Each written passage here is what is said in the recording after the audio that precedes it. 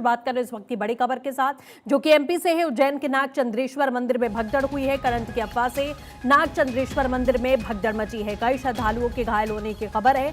साल में सिर्फ एक दिन खुलता है नाग चंद्रेश्वर मंदिर। ये तस्वीरें आप यहां पर देख सकते हैं। देखिए, सुबह से कई जगहों से ऐसी खबरें सामने आ चुकी हैं जहां पर भारी भीड़ की वजह से इस तरीके से भगदड़ मची हुई दिखाई दी है। उज्जैन के नाग चंद्रेश्वर मंदिर में भगदड़ मची। आप देखिए किस तरीके से बैरिकेडिंग को यहां पर तोड़ा गया है। तमाम लोग जो भीड़ में इकट्ठा यहां पर नजर आ रहे हैं और बैरिकेडिंग को तोड़ते हुए आगे बढ़ते हुए आपको तस्वीरों में दिखाई दे जाएंगे। कई लोग इसमें बुरी तरीके से जख्मी भी बताए जा रहे हैं। तो तस्वीरें आप यहां साफ तौर पर देख सकते हैं। उज्जैन के नाग चंद्रेश्वर मंदिर की ये घटना है और करंट की अफवाह से लोग यहां पर भागे और कुछ ऐसा ही आपने सुबह सवेरे भी तस्वीरें जो सामने आई थी वो तस्वीरें भी आपने देखी थी कि किस तरीके से बिहार में इसी तरीके का हादसा हुआ जिसमें 7 महिलाओं की मौत हो गई थी। फिलहाल ये तस्वीरें आप देख सकते हैं, उज्जैन की है। कई श्रद्धालुओं के घायल होने की खबर है। साल में सिर्फ एक बार ही नाग चंद्रेश्वर मंदिर खोला जाता है सावन के मौके पर, और यहीं पर भारी भगदड़ यहां पर मची। तमाम महिलाएं, युवा, पुरुष आपको सब नजर आ जाएंगे। पुलिस प्रशासन की टीमें भी हालांकि मौके पर मौजूद हैं। सभी को हटाने की कोशिश यहां पर लगातार की जा रही है, किस तरीके से लोगों को कंट्रोल किया जाए। अखिलेश सोलंकी सहयोगी हमारे साथ में जुड़ चुके हैं। अखिलेश, तस्वीरें हम यहां पर देख पा रहे हैं। नाग चंद्रेश्वर मंदिर में भगदड़ हुई है। अभी फिलहाल मौजूदा अपडेट क्या है?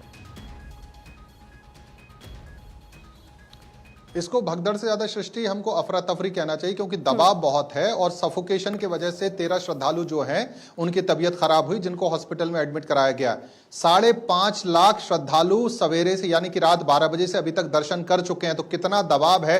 और क्या होता है कि जब भीड़ बहुत होती है तो लोगों के सफोकेशन हुई, सांस लेने में तकलीफ हुई और थोड़ी धक्का मुक्की भी हुई, जिस वजह से लोगों के हालात एक तरह से बिगड़ते नजर आए। हालांकि इतनी बड़ी संख्या के बाद भी अभी स्थिति काबू में है।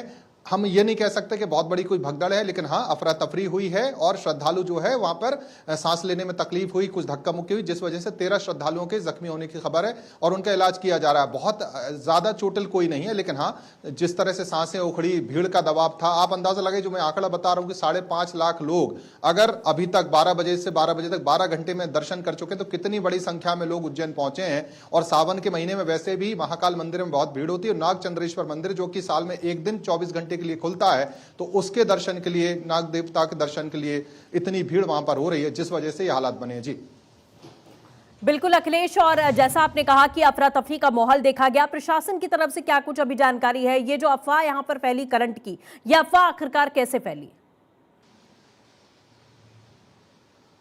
ये करंट की अफवाह को लेकर अभी बहुत स्थिति स्पष्ट नहीं है। प्रशासन ने कोई ऑफिशियल वर्जन इस पर नहीं दिया। प्रशासन के यही कहना है, जो मैं बता रहा हूं कि देखिए, लोग ज्यादा थे और बैरिकेडिंग तोड़कर लोग घुसने की कोशिश कर रहे थे, जिस वजह से चीजें हुई हैं। वह करंट जैसी हालात की अभी पुष्टि नहीं हुई है, लेकिन हाँ, बैरिकेडिंग तोड़ने की कोशिश हुई, आगे बढ़ने की कोशिश हुई, लाइनें तोड़कर आगे जाने की जो कोशिश है, इस वजह से हालात बिगड़े। हालांकि प्रशासन ये कह रहा है कि अभी हालात नियंत्रण में है और व्यवस्थित तरीके से लोगों को दर्शन कराने की कोशिशें वहां पर हो रही।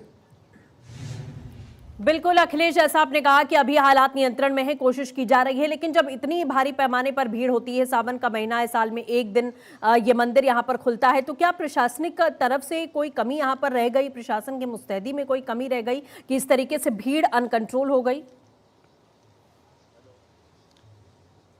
देखिए, पूरा प्लान जो था सरकार की तरफ से या कहीं प्रशासन की तरफ से फुल प्रूफ बनाया गया था। केवल नाग चंद्रेश्वर मंदिर की बात नहीं है, आम दिनों में भी सावन के महीने में, और सावन का सोमवार भी है, वो दबाव है, 15 अगस्त की छुट्टी, संडे की छुट्टी, तो लगातार लोग पहुंच रहे हैं। बीबीआईपी की जो लाइन है, आप उसको अंदाजा लगाइए कि 10-10 हजार लोग बीबीआईपी की लाइन में है, यानी कि जो शीघ्र दर्शन वाली लाइन है। तो दबाव बहुत ज्यादा है। प्रशासन अपनी तरफ से व्यवस्था कर रहा है और प्रशासन ने व्यवस्थाएं भी की हैं, लेकिन इस तरह की घटनाएं ना हो, यह सुनिश्चित करना भी प्रशासन की बात। लेकिन आम लोग जो अफरा तफरी करते हैं, आम लोग भी जो आगे बढ़ने की कोशिश करते हैं, उस वजह से भी दिक्कतें हुई हैं। लोगों को थोड़ा इत्मीनान रखना पड़ेगा, थोड़ी सब्र रखनी पड़ेगी, क्योंकि इतनी भीड़ का दबाव, 4 से 5 लाख लोग प्रतिदिन अगर दर्शन कर रहे हैं मंदिर में, तो व्यवस्था अपनी तरह से सरकार ने की है, प्रशासन ने की है कि मंदिर के ऊपर से भी लोगों को दर्शन करा के, दूर से भी दर्शन करा के, नंदी हॉल के आगे से दर्शन करा के, जो व्यवस्थाएं हो सकती हैं उसकी कोशिश हो रही है। और अंदाजा इस बात से लगाई कि ताजमहल को जितने लोग एक साल में विजिट करते हैं, एक महीने में महाकाल मंदिर विजिट कर रहे हैं, तो उतनी बड़ी तादाद है। और सावन के महीने में हर कोई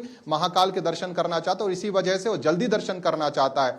थोड़ी पेशेंस की कमी के चलते भी चीजें बिगड़ी हैं। हालांकि अभी हालात बेकाबू नहीं है, उस तरह के हालात नहीं है जिस तरह की हमने खबर बिहार से देखी है, लेकिन प्रशासन अपनी तरह से एहतियात बरत रहा है और जो हो सकता है करने की कोशिश कर रहा है। जी बिल्कुल अखिलेश, और आगे इस तरीके की परिस्थितियां ना बने इसको लेकर क्या कुछ जानकारी है? और दूसरी चीज, घायलों का इलाज कोई अभी सीरियस कंडीशन में भी क्या दिखाई दे रहा है?